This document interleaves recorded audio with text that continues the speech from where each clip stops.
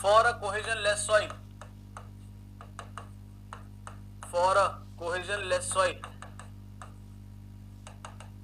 having id is equal to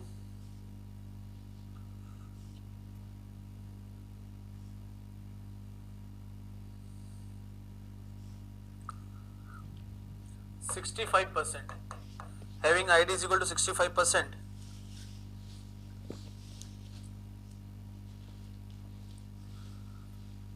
having id is equal to 65%, comma gamma is equal to 18 kg per meter cube at water content 10%, at water content 10%,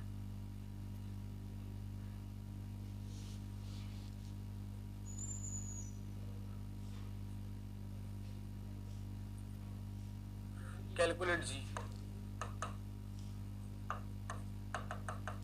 calculate G.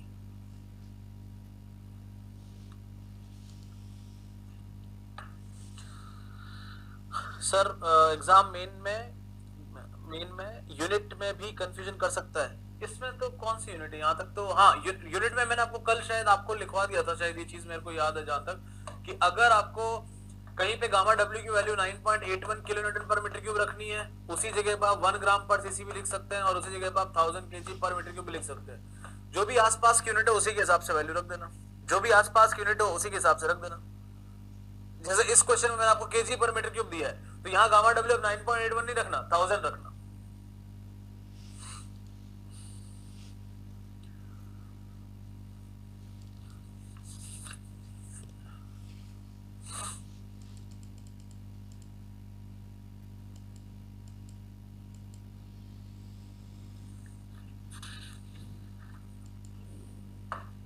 अब देखो आपको जी निकालना है, gamma given है, gamma की value क्या होती है, जी gamma W divide by 1 plus E multiplied by 1 plus W. मतलब अपने पास डब्ल्यू है, गामा है, ई नहीं है, ई नहीं है और जी निकालना है।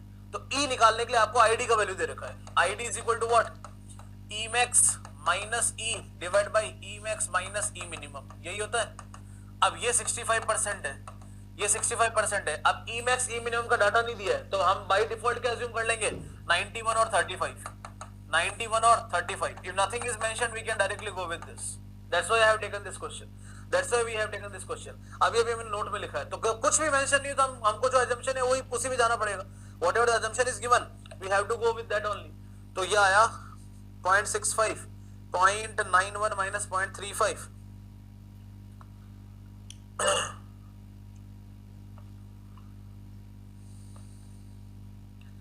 ई की वैल्यू आ रही है 0.4546। अगर ई की वैल्यू 0.4546 है तो ये 1800 है, जी अननोन है, ये 1000 है, ये 1.546 आ गया है और ये 1.10 है।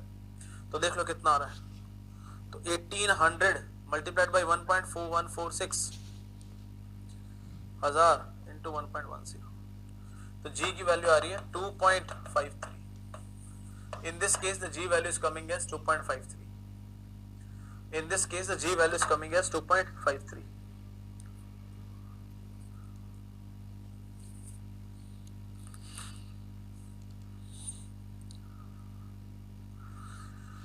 नूर साहब आपका आंसर बिल्कुल ठीक है, बिल्कुल ठीक है।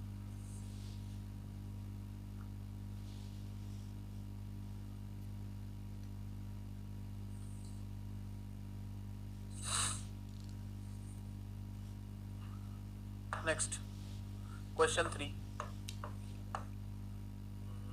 Question 3 is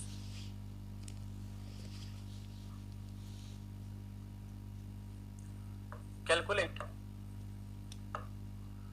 weight of solid in 1 meter cube of soil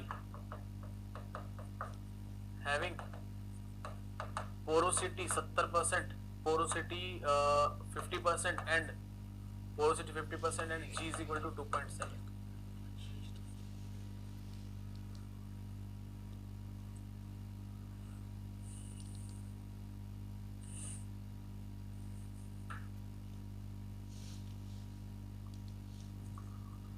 Do this.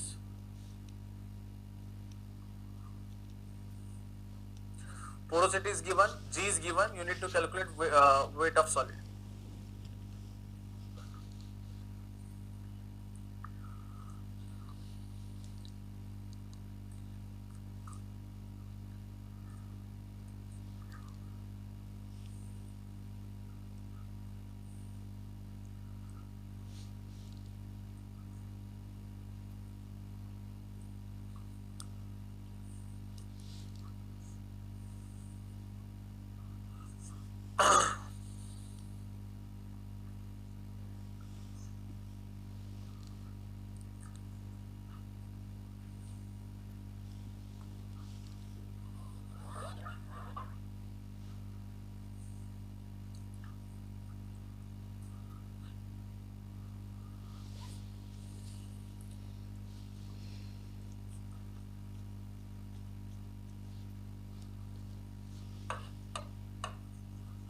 Again, because porosity is given, so from porosity we can find what? Void ratio.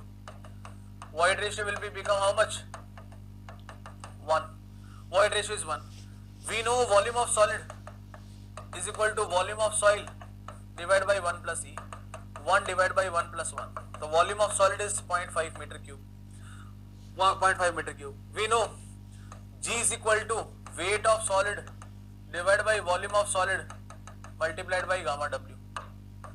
Multiplied by gamma W. तो अब ये देख लो कितना आ रहा है. G का value है 2.7, वॉल्यूम ऑफ सॉलिड है 0.5, ये 9.81, 10 ले लो, चलो 10 ले लो, and this is the weight of solid. अब ये आपके एग्जाम का क्वेश्चन हो गया. The values are very much easy to do and without any help of calculator you can do. तो weight of solid is 5 into 2.7 kilo Newton.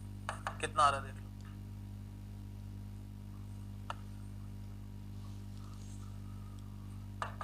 13.5 kilonewton.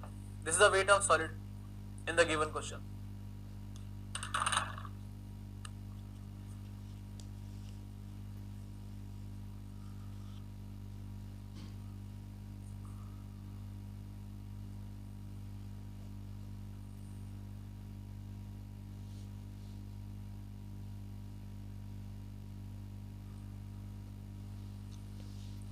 Clear है? Is this clear for everybody?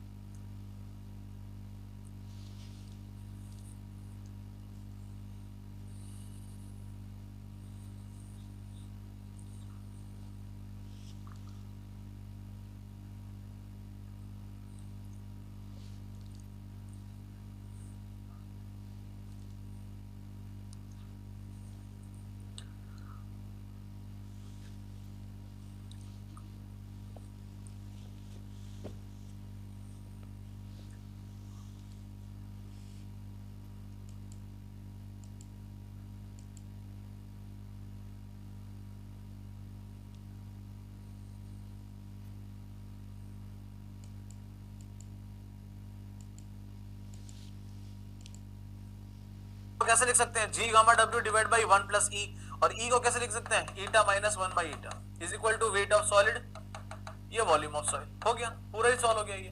तो ये आ गया 2.7 into 9.8, ये 10 ले रहा हूं मैं, 10 1 plus 0.5 divide by 1 minus 0.5 multiplied by volume of soil, ये वेट ऑफ सॉलिड आ गया. ठीक है, एक ही बात है, कहीं से भी करो सेम ही है, you will find the same thing.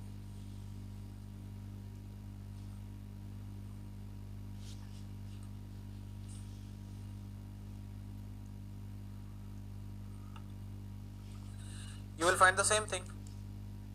500 gram soil of 500 gram soil of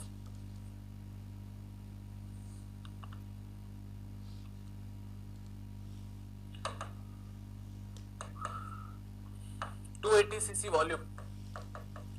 280 cc volume is oven dried and weighs 420 grams. 420 grams. Calculate degree of saturation if G is equal to 2.7. Calculate degree of saturation in soil if G is equal to 2.7.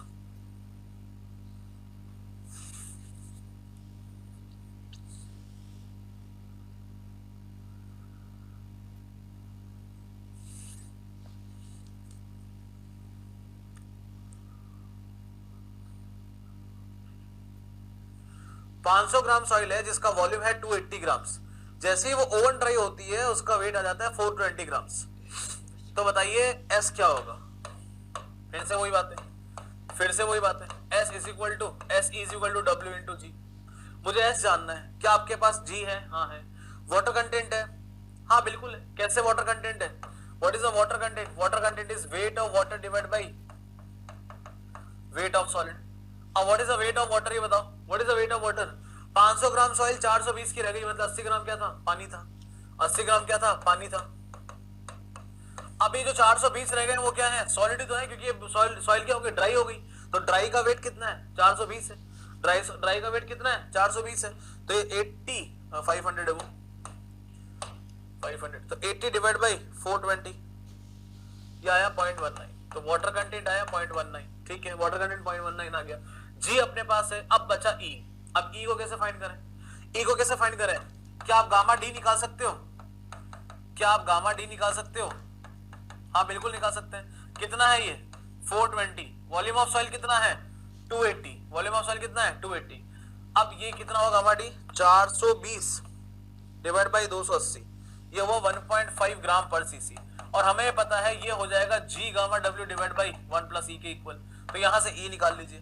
1.5 is equal to जी की value कितनी है? 2.7, gamma W 1 plus ई। तो ई का मतलब कितना आ गया? 2.7 divide by 1.5, 0.8 आ गया। और जैसे ही ई की वैल्यू 0.8 आई है, यहां पे रख दो। एस का वैल्यू निकालना है, एस का वैल्यू निकालना है। डब्ल्यू की वैल्यू कितनी है? डब्ल्यू की वैल्यू आई 0.19, जी की वैल्यू 2.7 और ई का वैल्यू 0.8। तो एस का वैल्यू आ गया कितना है? 64%। 64% सैचुरेटेड। तो कुल मिला के आपको वही सब चीजों से ऊपर नीचे करते रहना है बार बार।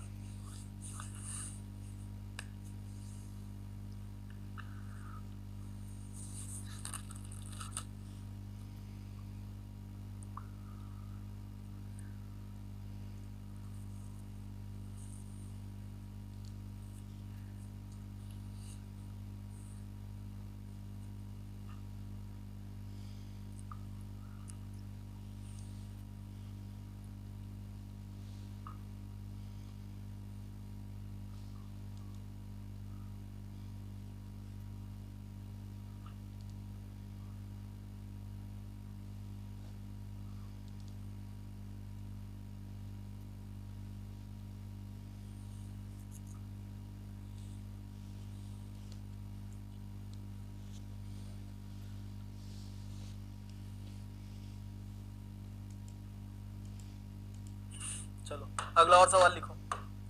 Next problem. This is a borrow pit, this is a borrow pit where the void ratio of soil is 0.7। अच्छा एक और आपको मैं बात बताऊं, see in this case what is the void ratio? 80% is the void ratio. जब इतना loose soil है, इतना कम वॉइड, इतना ज्यादा वॉइड है, गामा डी क्या आना चाहिए?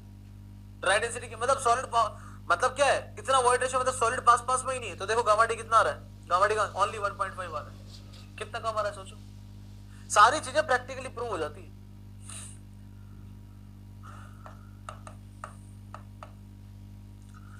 इस बोरोपिट से हमें सॉइल निकालनी है। We have to take the soil from the borrow pit, we have to take the soil from the borrow pit to prepare an embankment, to prepare an embankment of,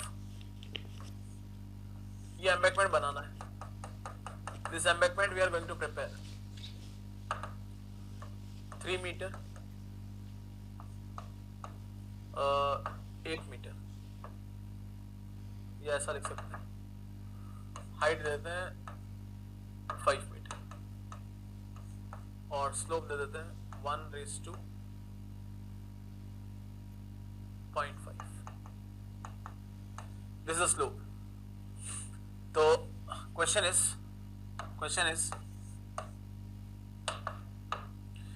और यहां आपको ई अचीव करना है 0.4, ई अचीव करना है 0.4।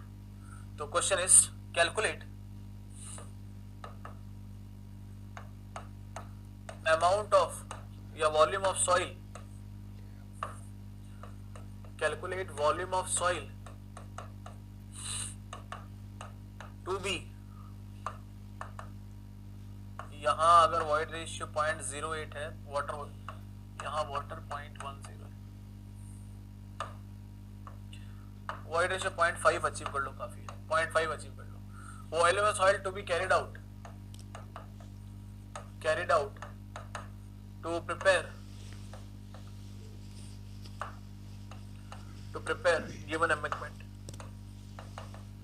given embankment, to give an embankment।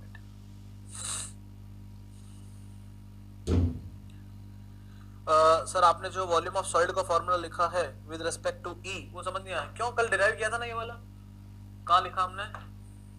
ये लिखा, ये कल डिराइव तो किया था। Open the notebook and check void ratio and porosity. Void ratio porosity जहां पढ़ाया था वहां हमने इसको प्रूव भी किया था। We have proved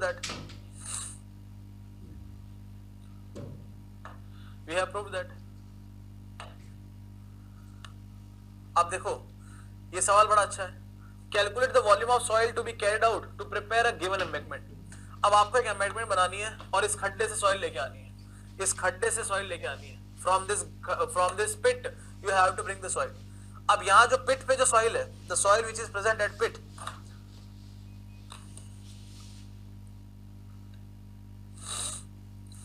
the soil which is present at pit having the void ratio 0.7, G is equal to 2.7 water content इतना है, यहाँ वाटर कंटेंट इतना है, E इतना अचीव करना है। तो ये तो समझ में आ रहा है। This is what I am thinking that if I take this soil, this has to get compacted, क्योंकि यहाँ का वॉइड रेशियो कितना है 0.7 और यहाँ का वॉइड रेशियो कितना है 0.5 है, मतलब यहाँ सॉइल कॉम्पैक्ट होने वाली है। तो इसका मतलब जितना वॉल्यूम मुझे यहाँ चाहिए उससे ज्यादा ही लाना पड़ेगा ना। मान लो मुझे यहाँ पे 100 वॉल्यूम चाहिए, तो यहां से अगर 120 लाके उसको दबाऊंगा तभी तो 100 में कन्वर्ट होगा, तभी 100 में कन्वर्ट होगा। तो पहले तो आपको यही से आंसर का आइडिया हो जाएगा कि इसका जितना वॉल्यूम आ रहा है उससे ज्यादा वाला वॉल्यूम चाहिए। तो पहले तो देखो कि वॉल्यूम ऑफ एम्बैंकमेंट है कितना, वॉल्यूम ऑफ एम्बैंकमेंट है कितना। अब वॉल्यूम ऑफ एम्बैंकमेंट जानने के लिए पहले तो देखो कि ये वैल्यू कितनी आ रही है total. What is this total value? Total value, अच्छा एक और चीज लिख लो, given embankment for given embankment of 2 metre length, of 2 metre length, पूरा कर लो इसको, ऑफ 2 मीटर लेंथ। अब देखो ये कितना है टोटल साइज देखते हैं इसकी। तो यहां से लेके यहां तक तो 3 मीटर ही है, यहां से लेके यहां तक 3 मीटर ही है। अब साइड में देखते हैं दोनों में, अगर मैं 1 मीटर नीचे आता हूं, if I come 1 metre down I have to go 0.5 metre in straight. 1 metre आता हूं तो 2.5 मीटर, आधा मीटर ऐसे जाना पड़ेगा। मैं कितना आ रहा हूं 5 मीटर नीचे आ रहा हूं, I am coming 5 meter down, तो कितना जाऊंगा यहां से 2.5 मीटर, तो यहां से भी 2.5 मीटर जाऊंगा, हियर आल्सो 2.5 मीटर। इसका मतलब ये वैल्यू कितनी आ गई 8 मीटर आ गई। तो अब बताओ वॉल्यूम ऑफ एम्बैंकमेंट कितना हुआ? वॉल्यूम ऑफ एम्बैंकमेंट कितना हुआ? हाफ 3 + 8 × 5, हाफ इंटू समांतर भुजाओं का योग गुणा समांतर भुजाओं के बीच की दूरी, half into the distance between the parallel sides multiplied by the half into summation of the parallel side into distance between the parallel side. अब ये तो हुआ एरिया मल्टीप्लाइड बाय लेंथ, ये हो गया वॉल्यूम, ये हो गया volume. This is what is the volume. तो कितना आ रहा है देखो, ये आ रहा है 3 + 8, ये 55 हो गया डायरेक्टली, 55 मीटर क्यूब। अब ये बताओ कि मुझे 55 मीटर क्यूब सॉइल यहाँ पे दबाने के बाद चाहिए, means after even the compaction I need 55 metre cube, तो मुझे इससे ज्यादा ही लानी पड़ेगी यहाँ से। अब कैसे निकाले? देखो सॉइल कितनी भी दबा दो, कितनी भी लूज कर दो, कितनी भी कॉम्पैक्ट कर दो, सॉलिड का वॉल्यूम कभी भी नहीं बदलेगा। The volume of solid is not going to be change, only the volume of soil is going to be vary. जो भी वेरी होगा वॉल्यूम ऑफ सॉइल होगा। इसका मतलब मैं ये लिख सकता हूं कि कुछ भी हो जाए, volume of solid in embankment या pit will be equal to volume of solid in embankment. तो अब बताओ कितना आएगा यहाँ पे? ये है volume of soil divide by 1 + E of pit is equal to volume of soil divide by 1 + E of embankment, अब वॉल्यूम ऑफ सॉइल कितना है पिट में? वॉल्यूम ऑफ सॉइल है पिट में, वो देखना है कितना है। 1 + E ऑफ पिट है 0.7, ये है E of embankment 0.5। Volume of soil in embankment कितना है 55। तो देखो सॉइल से कितना लाना पड़ेगा, पिट से कितना लाना पड़ेगा। तो हमें पिट से लाना पड़ेगा volume of soil from pit we need to bring out is 62.3 meter cube. अब 63.2 मीटर क्यूब 62.3 मीटर क्यूब लाओगे, उसको दबाओगे, मतलब उसको कॉम्पैक्ट करोगे, अपने आप 55 में कन्वर्ट हो जाएगा.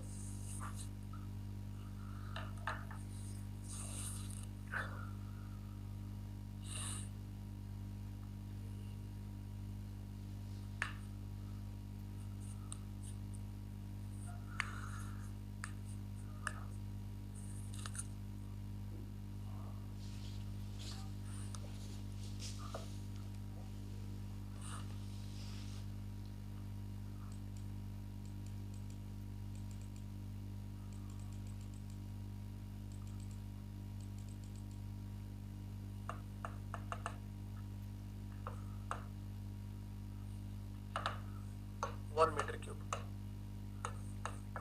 Soil B void ratio 0.4, volume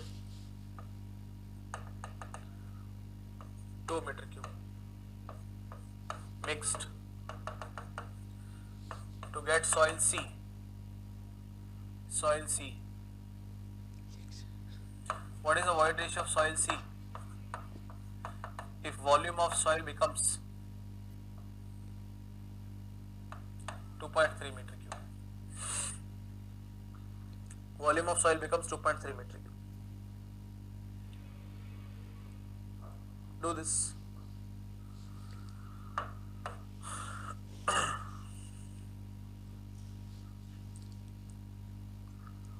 Sir, once again explain 2.5 meter. 2.5 meter. हाँ. देखो अगर 1 मीटर, देखो slope is given. If you are coming 1 meter, if you are also.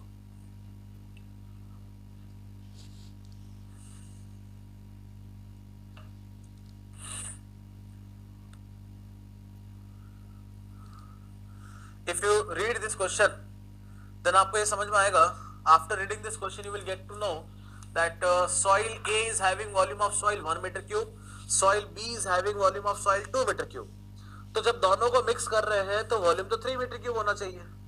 If you are mixing both of them, then volume should be 3 meter cube. If you are mixing both of them, then volume should be 3 meter cube.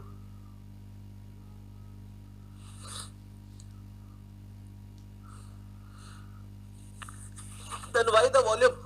Why the volume?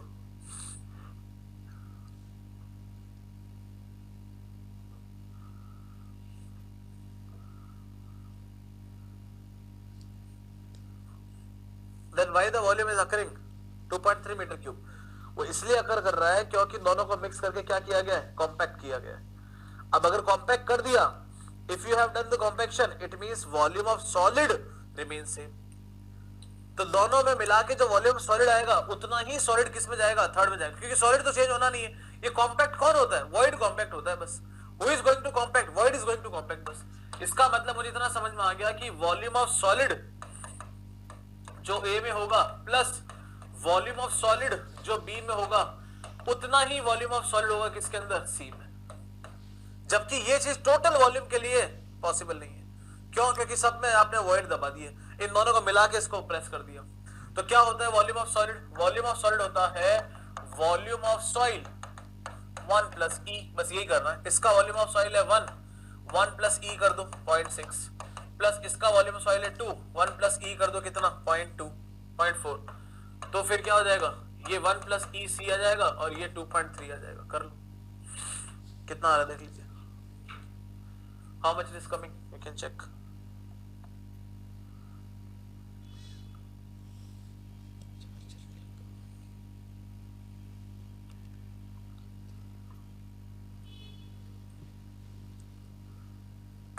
सी की value कितनी आ रही है, 0.12 आ रही है.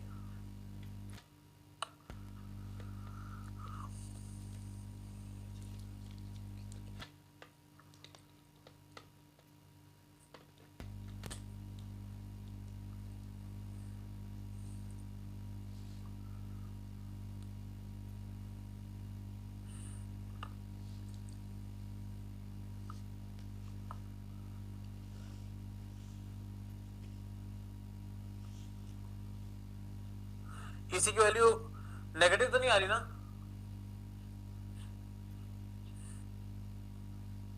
Are you getting EC value negative?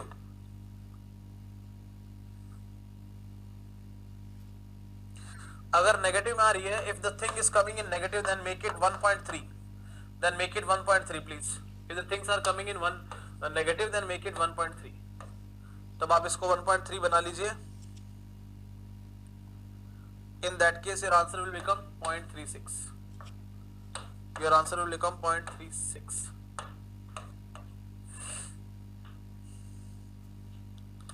हाँ बिल्कुल सही बात है. E के डिफरेंस के कारण वॉल्यूम में चेंज आ रहा है.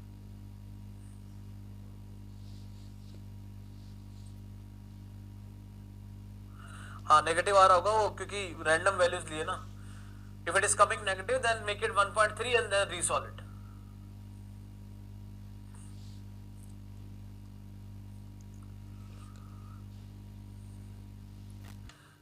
इतने काफी कि और करवाऊं? This much is enough or we should go for negative? We should go for, मेरे हिसाब से नेगेटिव आ रही होगी वैल्यू.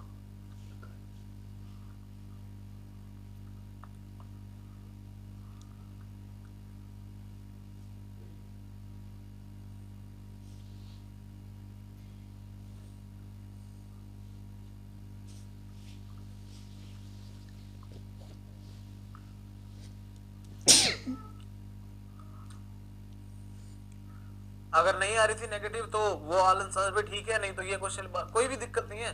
वैल्यू तो चेंज की है, कॉन्सेप्ट तो सेम ही है. कॉन्सेप्ट तो सेम ही है. बताइए और क्वेश्चन करना है कि काफी है?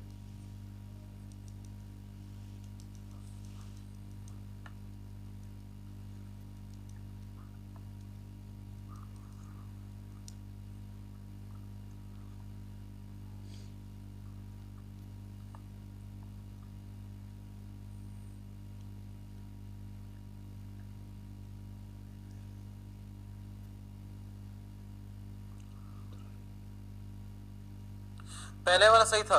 ओके पहले वाला सही था. हाँ ये नेगेटिव आ रहा है, सॉरी. पहले वाला सही था, सही बात है. पहले वाला सही था, ये नेगेटिव आ रहा है. पहले वाला सही था, ये नेगेटिव आ रहा है. ये नेगेटिव आ रहा है. सही कह रहे हो. मैंने ही गलत कर दिया कैलकुलेशन कैलकुलेटर में. वो पहले वाला मैंने उल्टा कर दिया और ये वाला सही कर दिया तो गलत हो गया. चलो पहले वाला सही था. कितना आ रहा था पहले का आंसर? आई थिंक 0.12 आ रहा था. सॉरी पहले वाला सही था. The first one was correct. सही बात है. First one was correct. 2.3 रखेंगे 1.12 तो 1 प्लस EC बनेगा 1.12 तो EC की वैल्यू आएगी 1.12 माइनस 1. हाँ सही था. पहले वाला सही था. The first one was right.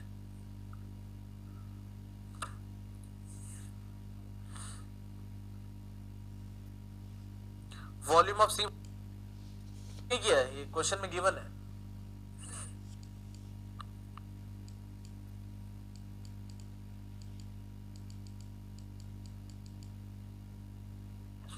ये आपकी जो प्रीवियस ईयर बुक है इसका 50 टाइम्स मोर लेवल का क्वेश्चन कर लिया. अब मैं आपको प्रीवियस ईयर का क्वेश्चन दिखाता हूं. ठीक है. Now I will show you the previous year question 1.2. Question number 1.2. The question is given कि वॉइड रेशियो 0.67 है, वाटर कंटेंट 0.188 है और G 2.68 है. What is the degree of saturation? This is the question of your previous year. ठीक है. 1.7 question है. For a given soil porosity is 0.562, what is the void ratio? ये question है. ठीक है. जो अभी तक पढ़ा है उसमें से बता रहा हूं. अभी तक पढ़ा है उसमें से बता रहा हूं.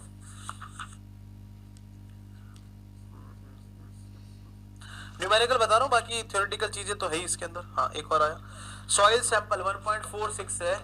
Soil sample having porosity of 0.32, moisture content क्या लिखा? Moisture content of 2.25%. Void ratio of soil sample having. What is the void ratio? What is the void ratio? ये फालतू की वैल्यू दे दी. सीधा पोरोसिटी से वॉइड रेशियो निकाल सकते हैं. Not required. ठीक है. अभी तक जो पढ़ा है उसे दे रहे हैं.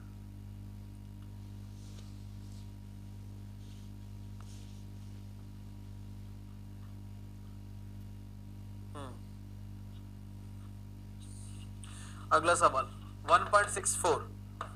Moisture content moisture content of soil is 18.2%, G is 2.65. What is the void ratio? What is the void ratio if S is equal to 1? अगर S 1 है तो फिर एक और है 1.65. ये बोल रहा है degree of saturation. If the degree of saturation is 67.87%, what is the air content? What is the air content? ठीक है, अभी तक जो बताया उसमें से बता रहा हूं.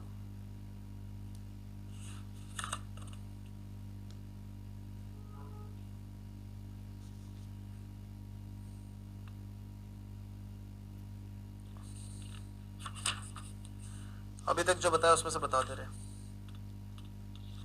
फेस डायग्राम बना रखा है, बोल रहा है कि ये एयर है, ये वाटर है और ये सॉलिड है. बोल रहे हैं कि वॉल्यूम ऑफ सॉलिड 0.5 सीसी है, वॉल्यूम ऑफ वाटर 0.3 सीसी है, वॉल्यूम ऑफ एयर 0.2 सीसी है, वेट ऑफ एयर 0 है, वेट ऑफ वाटर 0.3 ग्राम है और वेट ऑफ सॉलिड जो है वो है 1 ग्राम. ठीक है, 1 ग्राम. तो आपको बताना है कि सैचुरेशन कितना होगा. What is saturation, what is void ratio, what is water content and what is the gamma sat. ये सवाल है. ठीक है, ये सवाल है 6.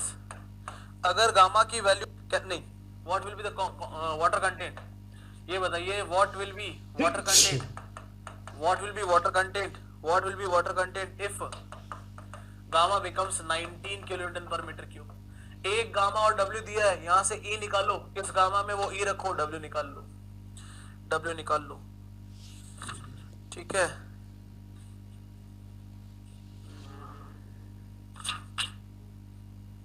ये लो. अरे एक वो बहुत ही महत्वपूर्ण सवाल है 151 वाला.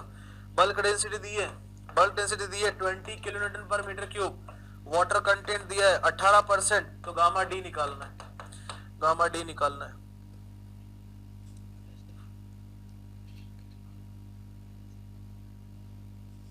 सवाल ही खत्म हो गया.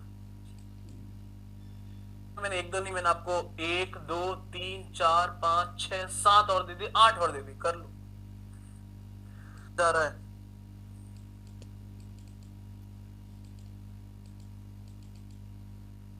पढ़ेंगे इसके बारे में, ये मैं प्रूव करवाऊंगा आपको. ठीक है.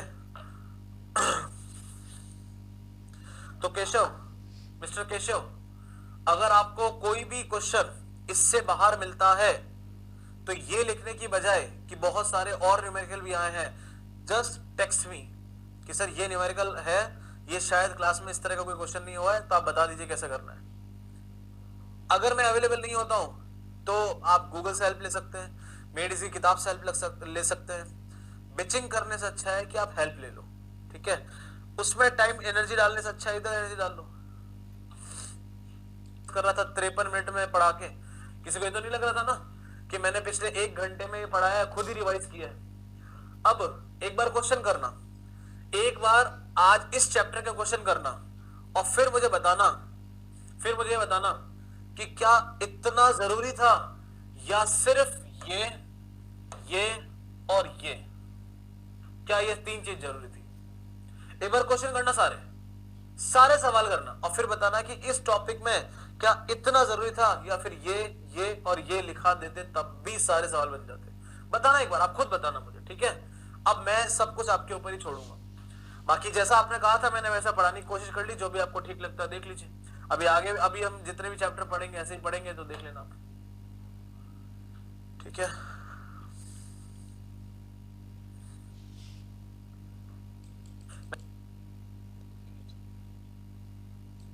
आज डिटेल में लिखवा दिया है तो फ्लो चार्ट जैसा कुछ नहीं है, तो सर में पेन नहीं होगा. और जब आप रिवाइज करोगे तो आपको पता चलेगा नदीम जी कि सब कुछ सही जगह पे सही लिखा हुआ है. At least you will get that. के ऊपर है वो तो, बाकी टाइम वेस्ट करोगे अगर 10 जगहों से अलग अलग चीज पढ़ोगे तो. ठीक है, anyways from my side this chapter is over. That is known as fundamental property. After the lunch index property शुरू करेंगे. ठीक है, तो बिना किसी को और ज्यादा दर्द दिए ब्रेक ले लेते हैं, खाना खा लो और फिर इंडेक्स प्रॉपर्टी पढ़ेंगे। इंडेक्स प्रॉपर्टी में बहुत सारे टेस्ट है, तो मैं सारे टेस्ट स्टेप बाय स्टेप लिखवा दूंगा। एग्जाम में आएगा कि वाटर कंटेंट के लिए इनमें से कौन सा टेस्ट नहीं किया जाता, लेकिन मैं सारे लिखा दूंगा। नहीं तो कोई लिख देगा कि पहले सॉइल बहुत अच्छा शुरू किया था, बाद में टेस्ट लिखवाए ही नहीं, कैसे करते। ठीक है, लिखवा देंगे। पहले एक कटोरी लो, उसमें पानी डालो, पानी के भरी हुई कटोरी को ओवन में रखो, उस ओवन को स्विच ऑन करो, 24 आवर्स उसमें रखो, पानी उड़ने का वेट करो, वापस से ओवन का ढक्कन खोलो, बाहर निकालो, उसको सुखाओ, वेट चेक करो, वेट का जो डिफरेंस है वो वाटर कंटेंट है। और नहीं तो मैं क्या बताऊंगा, गीली सॉइल लो, ओवन में डालो, 24 घंटे में सुखाओ, वापस लाके उसका वेट कर लो, जैसा आपको ठीक लगे। Okay, thank you.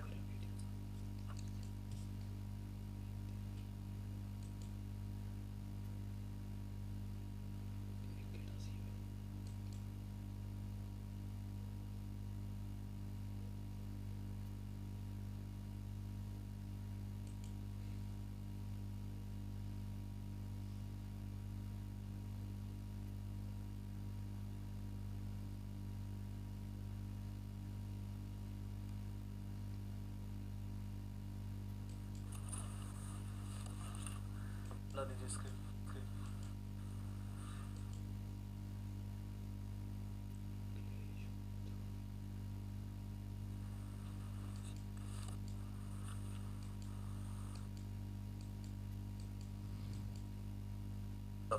कौन सी सॉइल है? well graded sand, and if it is a 4 then it's a well graded gravel. Less than 4 it means it's a poorly graded sand. It means officially it is not defined for poorly graded soil, but yes, if it is not in that range, so it has to be poorly graded. Then CC governs the shape of particles and distribution curve, because once the CC will be coming out of the range, like it's not in between 1 and 3, then definitely the curve will become constant for a particular range. It means that much gap is there. Gap graded soil it is known as. Okay, so it is a curve between नमस्ते राहुल, नमस्ते श्रीकांता, रंजन, कुंदन, चलो Subhashri, very good morning.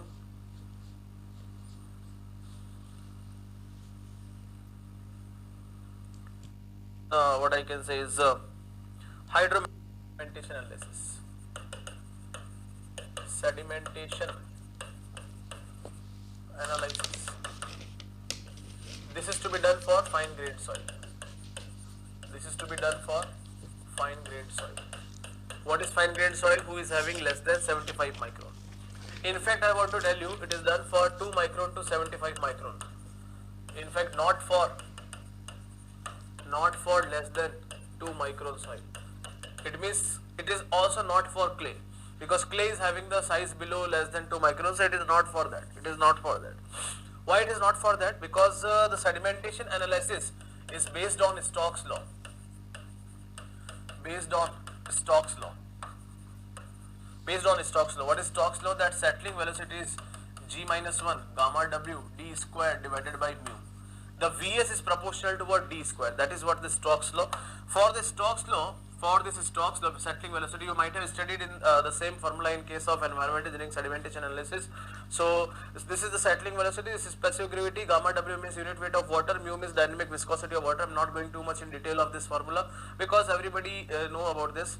This Stokes law is valid in case of laminar flow, that the flow must be laminar throughout the voids. But if the soil is less than 2 micron, the flow will become Brownian motion.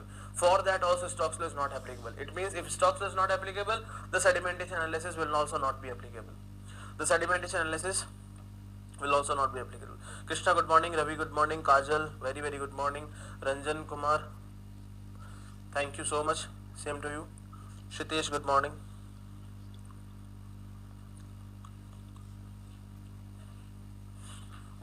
I'm writing two important points over here.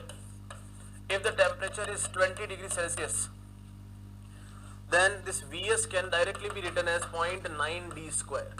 This Vs can directly be written as 0.9 d square, and if the temperature is 27 degrees Celsius, this Vs can directly be written as 1.05 d square. Why? Because as the temperature increases, viscosity is supposed to decrease. If viscosity decreases, Vs is going to increase. I am not going to give you the viscosity value, I have directly given you this value. If you want viscosity value, I can that also I can give you.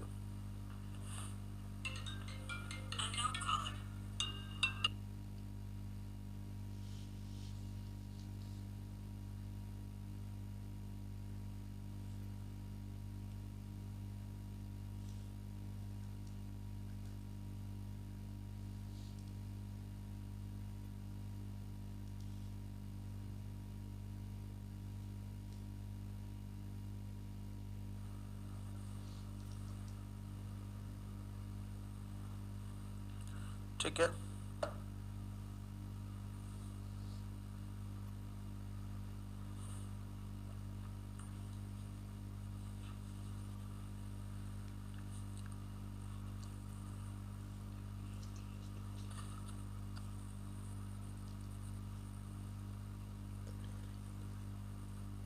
is that clear?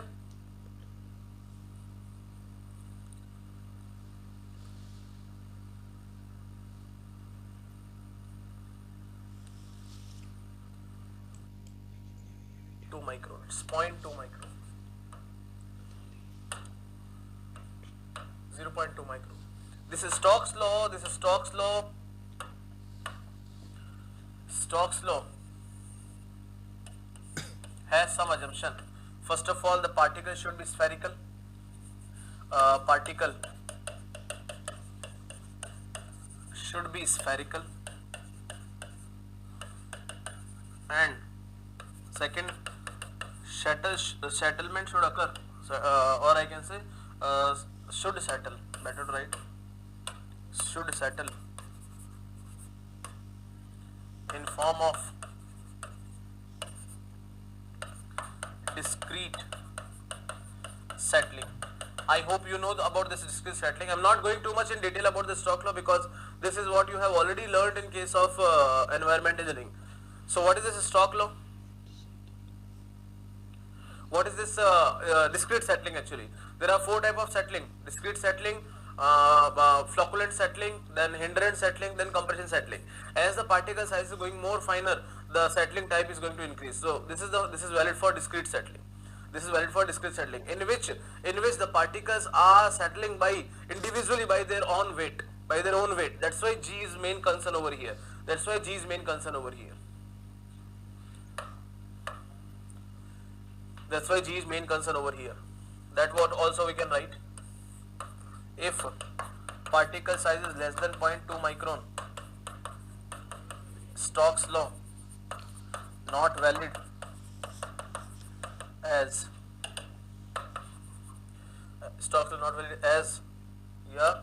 due to Brownian motion of particles. Brownian motion of particles.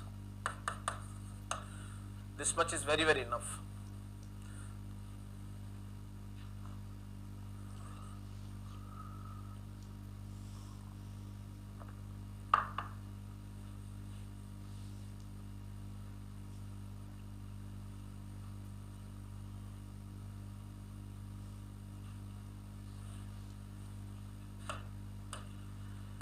If you want to know the detail, then at both of the cases we have taken G is equal to 2.65.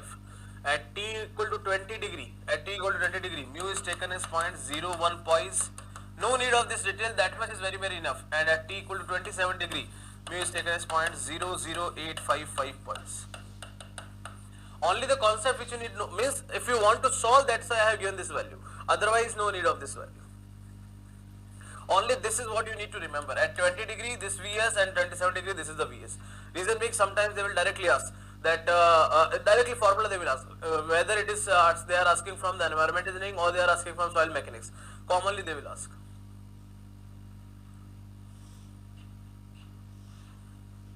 Divya Sharma, okay, Stokes law short में बता दूं. Stokes law क्या होता है? देखो यार कि जैसे मान लीजिए ये एक टैंक है, इसके अंदर पानी है, इस पानी में बहुत सारे पार्टिकल्स है, इस पानी में बहुत सारे पार्टिकल्स है, छोटे छोटे पार्टिकल्स है. ये पार्टिकल धीरे धीरे अपने वेट से नीचे क्या करेंगे? सेटल डाउन करेंगे. धीरे धीरे अपने वेट से क्या करेंगे? सेटल डाउन करेंगे. अब उनको सेटल डाउन कहां, कितने डिस्टेंस तक होना है, डी डिस्टेंस तक होना है। तो जिस स्पीड से वो सेटल डाउन होते हैं उसी को हम सेटलिंग वेलोसिटी बोलते हैं।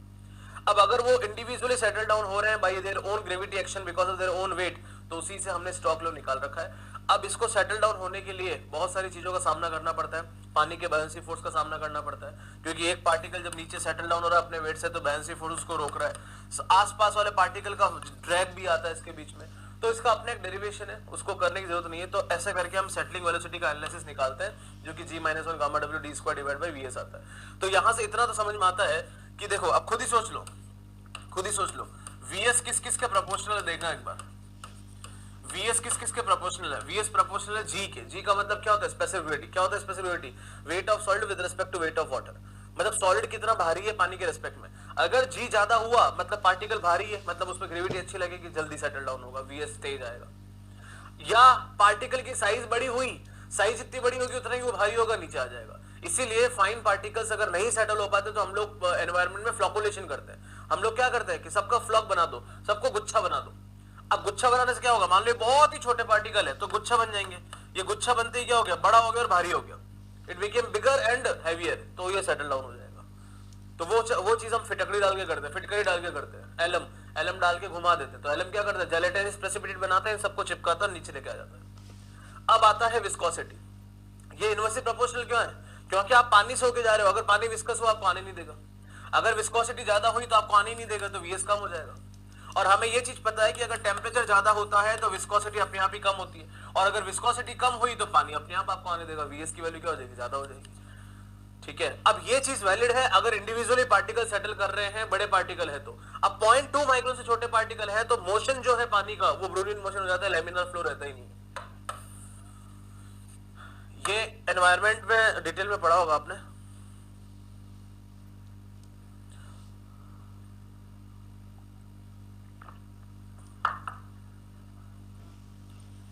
मोर ओवर, अब स्टोक्स लॉ ने बोल रखा है कि पार्टिकल स्फेरिकल होने चाहिए, सारे पार्टिकल स्फेरिकल भी नहीं होते हैं।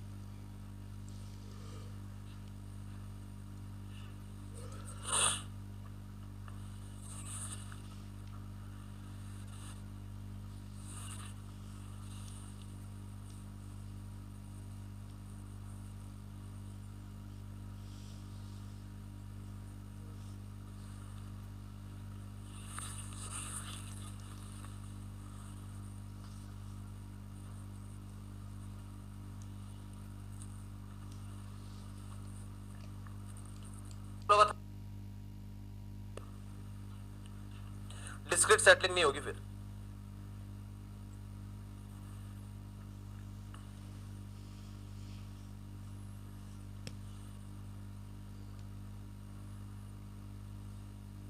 अरे सॉरी, मैं ही भूल गया, 18 म्यू ही है वो।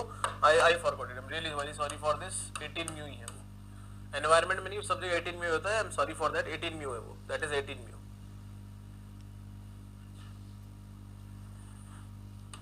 That is 18 mu. हाँ बिल्कुल बिल्कुल सही बात है आप सबकी, 18 म्यू आएगा।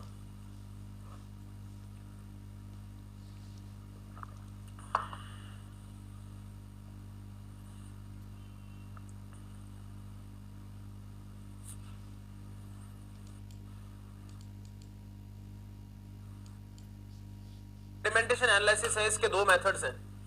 पहला तो है पीपेट मेथड और दूसरा है हाइड्रोमीटर मेथड।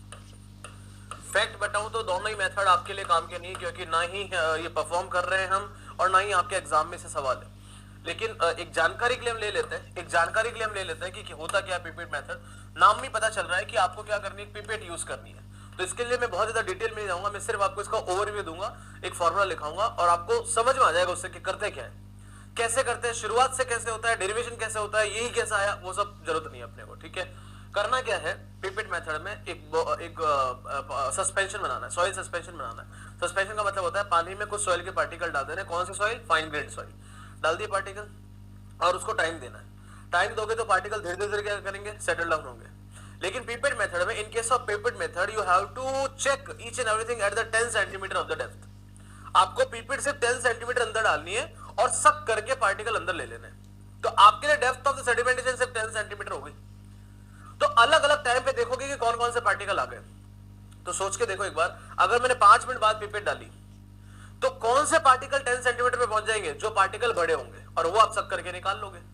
तो मान लो मैंने 100 पार्टिकल डाले, 5 मिनट बाद उसमें से 30 बाहर निकल के आ गए, इसका मतलब 70 पार्टिकल्स क्या है, क्या है उसके छोटे, परसेंटेज फाइनर है, तभी तो सेटल नहीं हो पाए 5 मिनट में।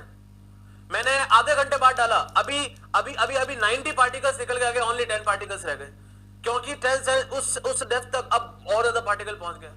अब 3 दिन बाद निकालो तो सारे आ जाएंगे फिर, क्योंकि सारे पार्टिकल सेटल डाउन हो गए वो 10 सेंटीमीटर तक। अब क्योंकि इसके अंदर डेप्थ फिक्स है, डेप्थ फिक्स कर रखी है आपने, इसलिए ये मेथड उतना सूटेबल नहीं है, क्योंकि इस मेथड में आपने लिमिटेशन लगा रखी है। इसी का भाई आता है हाइड्रोमीटर मेथड, उसमें इस तरह कोई लिमिटेशन नहीं है, उसमें जब चाहे आप टेस्ट कर सकते हो, डेंसिटी एग्जैक्ट आती है उसके अंदर। तो पिपेट मेथड में आपको मैंने ओवरव्यू दे दिया कि करना क्या होता है। We have to take a pipette, the volume of pipette is also 10 ml. We have to take the suspension from the 10 centimeter of the depth of the height. वहां आपको अलग अलग टाइम पे सक करके देखना है और परसेंटेज फाइनल निकाल देनी है कि इस सैंपल में मेरे पास परसेंटेज फाइनल कितनी है 10 सेंटीमीटर के डेप्थ पे। लिखिए एक बार, write down, write down. In this method 10 ml of sample, in this method 10 ml of sample,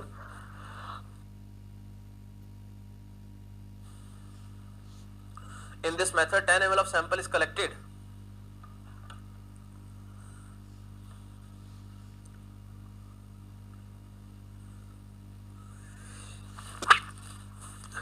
ml of sample is collected from soil suspension, from soil suspension, from soil suspension.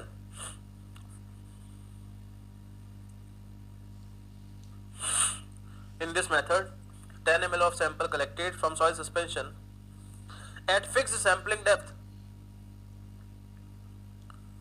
at fixed sampling depth,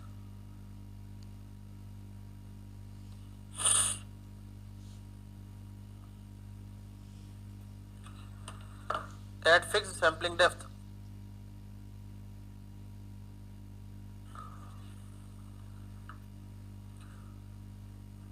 at fixed sampling depth 10 centimeter,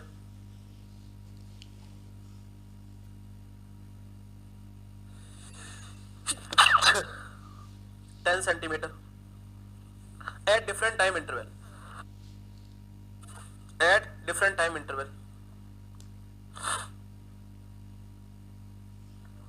at different time interval.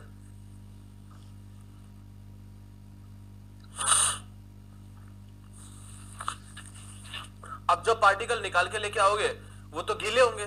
हमने क्या किया, ये आपका मान लो soil suspension है, this is what your soil suspension, soil suspension बना देते हैं। ये सब पानी है, this entire thing is water, उसमें आपने सॉइल के पार्टिकल डाल रखे, you have kept some of the soil particles over here, ये some of the soil particles है, ये सारे सॉइल पार्टिकल्स है, ये सॉइल सस्पेंशन हो गया। एट 10 सेंटीमीटर डेप्थ, आपको ज्यादा नहीं, सिर्फ 10 सेंटीमीटर डेप्थ पे you have to keep your pipette, आपको अपना पिपेट डालना है, ये पिपेट है,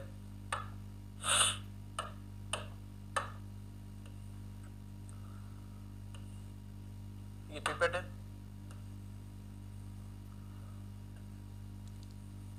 इस तरह का पिपेट होगा जिसका वॉल्यूम कितना है, इसका वॉल्यूम ही कितना है 10 ml।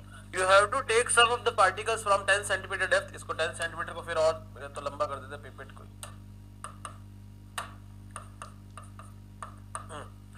ठीक है। You have to collect it from here. अब जो भी कलेक्ट हुआ है यहाँ पे, whatever the mass has been collected, whatever the mass will be collected here, that has to be oven dried, क्योंकि यहाँ जो भी मास कलेक्ट हो रहा है वो क्या है, गीला है, उसको ओवन ड्राई करो, उसका वेट निकाल लो, उसको ओवन ड्राई करो, उसका क्या करना, वेट निकाल लो।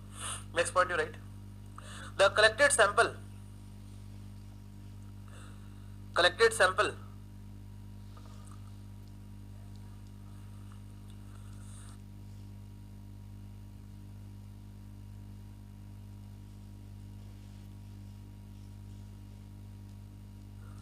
collected sample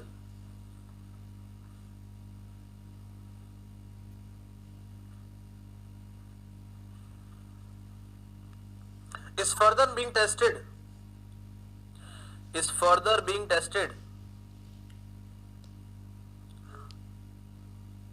for the mass of solid present in it, for mass of solid present in it,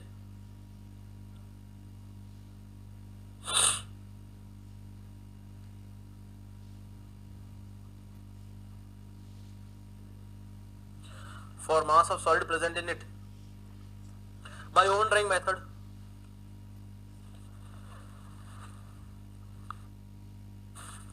By own drawing method.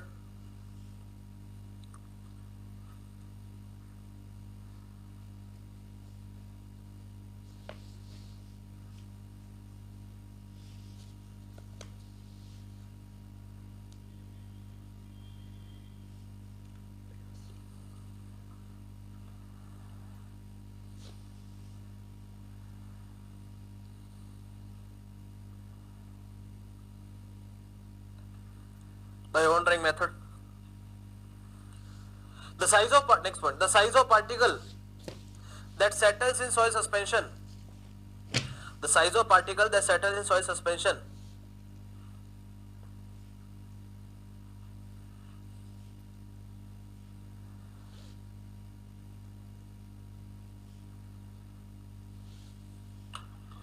the size of particles that settle in soil suspension at sampling depth 10 centimeter, at sampling depth 10 centimeter in time t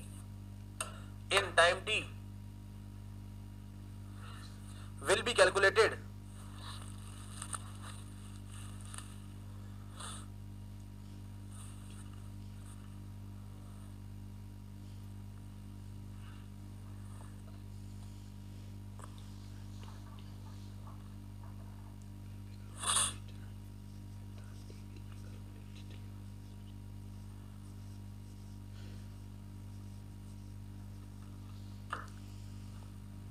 in time t will be calculated with the help of Stokes law, with the help of Stokes law at different time interval, at different time interval. अब देखो Vs क्या होता है, Vs is G minus 1 gamma W d square divided by 18 mu, ठीक है. Now what is the V? V is distance divided by time. So this is the distance which you have traveled 10 centimeter divided by time in which whatever the time you are taking. तो अब G आपको पता है, उसका viscosity आपको पानी की पता है, गामा W आपको पता है, d स्क्वायर आपको निकालना है. So how you can calculate the d square? How you can calculate the d square? 18 mu into He divided by G minus 1 gamma W, G minus gamma W into T. ये लो, this is how you will calculate the D square. मतलब कौन सा size का particle कितने समय बाद में सेटल डाउन हो गया वो आपको पता चल गया. अब हम परसेंटेज फाइनल कैसे निकालेंगे? तो यहां से तो साइज आ गई, from here you have calculated the size. Now how to calculate percentage final, how to calculate percentage final कि उस समय में फाइनल पार्टिकल कितने हैं. तो फाइनल पार्टिकल तो वही होंगे ना जो इसमें नहीं, जो इसमें नहीं आ पाए. Because 10 centimeter if I inserted in 10 centimeter, so whatever the heavier particle or bigger particle which can go 10 centimeter within the given time limit are bigger particle. और जो छोटे हैं वो पहुंच नहीं पाए वहां तक क्योंकि वो धीरे धीरे चलते हैं, तो पहुंच नहीं पाए वहां तक, वो परसेंटेज फाइनल हो जाएंगे. तो परसेंटेज फाइनल क्या हो गया? परसेंटेज फाइनल क्या हो गया कि कितने पार्टिकल्स आपकी पीपेट में आ गए हैं, कितने पार्टिकल आपकी पीपेट में आ गए हैं डिवाइडेड बाई कितने पार्टिकल्स आपने शुरू में डाले थे. M capital D मतलब कि how much particle you have kept divided by how much particle you have actually initially inserted. So ये पार्टिकल आए हैं वॉल्यूम ऑफ पिपेट में, मतलब कि 10 ml में, क्योंकि उनकी डेंसिटी के हिसाब से कैलकुलेट कर रहे हैं. और ये पार्टिकल आपने डाले थे सस्पेंशन में, तो volume of soil suspension, soil suspension multiplied by 100. ये आपका परसेंटेज फाइनल आ गया, ये आपका परसेंटेज फाइनल आ गया.